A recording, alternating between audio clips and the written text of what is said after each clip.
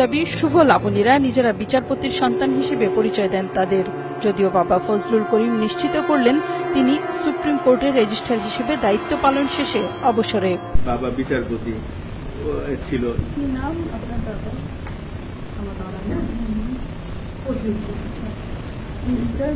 হ্যাঁ, রিটায়ারমেন্ট।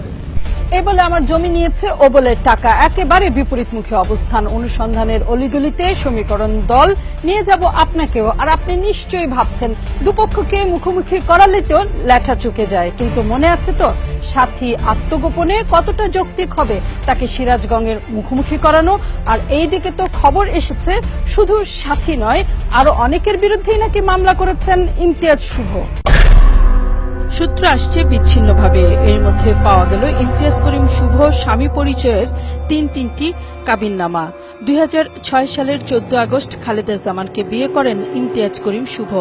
এক পুত্র সন্তান নিয়ে খালেদা জামান এখন শুভ থেকে দূরে বাবা মায়ের সাথে থাকেন। শুভ বিষয়ে কথা বললেই আতঙ্কের কথা বলে চুপ হয়ে যায় পরিবারটি। কোন মিডিয়া যদি আমাকে ফোন করে তাহলে কথা না বলতে পরে আমার শুভ মারপিট করবো, বুঝছো?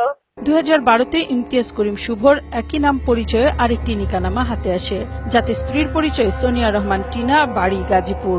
2014 সালের আরেক নিকানামায় একই ইমতিয়াজ করিম শুভ বর, তবে এবারও নতুন নাম কনের উম্মে মরিয়ম মায়া। সূত্র বলছে মায়ার সাথেও নাকি জমির তদবির করিয়ে দেওয়ার সূত্রেই শুভর পরিচয়।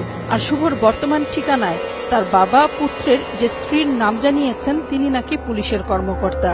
আগের স্ত্রীদের অভিযোগ তালাক না দিয়ে স্ত্রীর অনুমতি না নিয়ে একের পর এক বিয়ে করেছেন শুভ। দিন যায়, মামলা গড়ায়, বাড়তে থাকে সূত্রের স্তূপ। বলুন তো কে অপরাধী?